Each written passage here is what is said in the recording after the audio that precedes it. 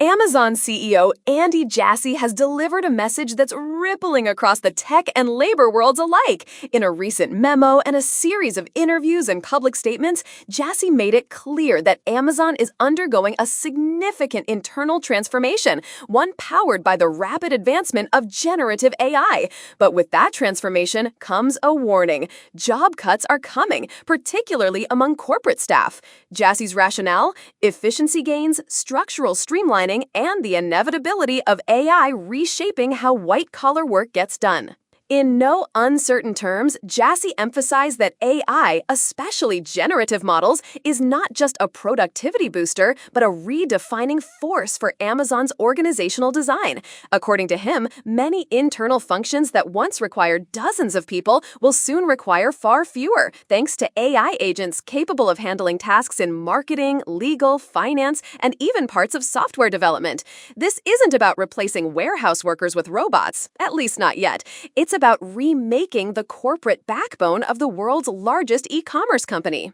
While Amazon hasn't publicly disclosed a specific number of job losses, insiders and multiple media reports suggest the company is preparing for a wave of reductions across non-operational departments. The move comes just months after Amazon invested billions into its AI infrastructure and follows major cloud upgrades, a ramp-up in training AI models on proprietary data, and new tools for business clients using AWS. AI is now at the center of everything, from customer service bots to logistics optimization and cloud computing.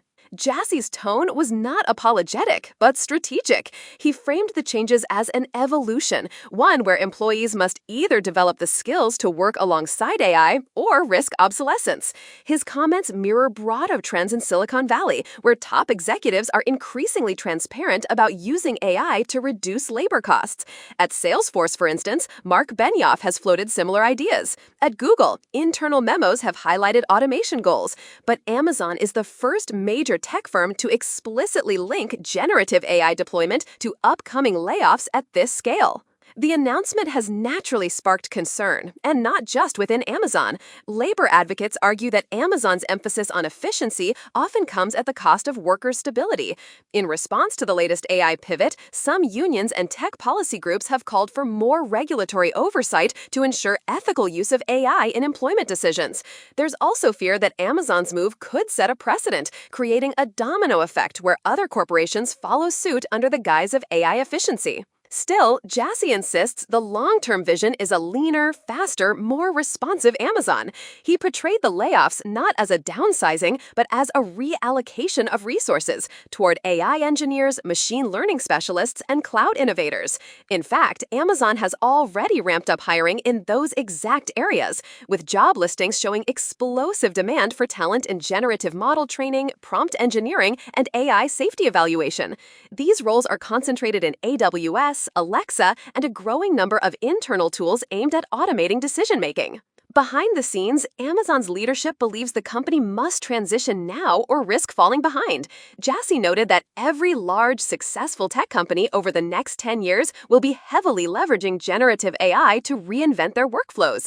For Amazon, that reinvention is already underway. Teams that once managed advertising analytics manually are now testing AI agents that can generate campaign plans, A/B test strategies, and measure ROI in real time. Customer service supervisors are being retrained to oversee AI chatbots rather than manage human reps. In Seattle, the headquarters buzz is mixed. Some employees have embraced the shift, seeing it as an opportunity to upskill and join cutting-edge initiatives. Others feel alienated, especially mid-level managers whose jobs seem most at risk.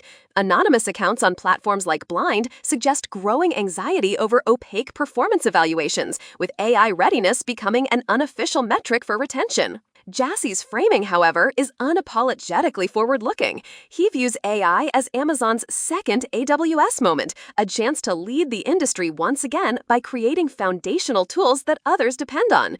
His recent blog post highlighted use cases across internal communications, operational logistics, and predictive analytics. It ended with a message to employees: learn AI or be left behind. From a macroeconomic standpoint, Amazon's pivot comes at a time when corporate America is tightening budgets amid interest rate pressures and investor demands for profitability. The generative AI boom, meanwhile, is prompting a re-examination of the white-collar labor model. Once viewed as immune to automation, many desk jobs are now considered vulnerable. Amazon's memo marks a turning point, a major employer saying out loud that the AI transition won't just change how work gets done, it will change who gets to do the work. In Washington, this is catching the attention of policymakers. While no specific legislation has been proposed, the FTC and Department of Labor are reportedly monitoring how firms use AI in hiring and firing. Lawmakers from both parties have voiced interest in ensuring transparency, especially if algorithmic decisions impact people's livelihoods. For Amazon, that scrutiny is familiar territory, and the company is preparing its public affairs teams for tougher questions on the Hill. At the same time, some investors have welcomed Jassy's message. Amazon's stock rose modestly after his memo was published, signaling confidence in the cost savings potential of AI integration. Analysts at Morgan Stanley and Goldman Sachs both upgraded Amazon's long-term outlook, citing structural margin improvements and AI-led operational leverage. The market's response suggests that Wall Street views layoffs not as a risk, but as a rational outcome of technological progress. Yet, even with financial upside, the human toll is hard to ignore. For many Amazon workers, particularly those who joined during the post-pandemic hiring boom, this shift feels abrupt. Amazon added over 800,000 jobs between 2020 and 2022, many of them in support, HR, marketing, and finance. Those same areas are now flagged for AI-driven consolidation. Jassy's defenders argue that his leadership is pragmatic, not cold. They point to his record navigating Amazon through multiple crises, including pandemic logistics, regulatory battles, and cloud competition. Still, even supporters admit this is uncharted territory. Never before has Amazon restructured its corporate base so explicitly around automation. Looking ahead, much depends on how Amazon implements these changes. Will it offer generous severance? Will it retrain existing staff for AI-aligned roles? Will it create pathways for upward mobility in an AI-dominated organization? So far, answers are limited. The company says it will offer training programs, but critics worry these may be symbolic or poorly resourced. Former employees from past layoff cycles have warned that Amazon's upskilling promises don't always translate to real job security. But one thing is clear, this is just the beginning. Jassy's comments weren't about a single fiscal quarter, they were about the next 5 years. Amazon's AI journey is accelerating, and with it, the company's very structure is evolving. For employees, customers, and investors alike, the message is unmistakable. The future of work at Amazon will be shaped not by headcount, but by the capabilities of machines and the humans who learn to work with them.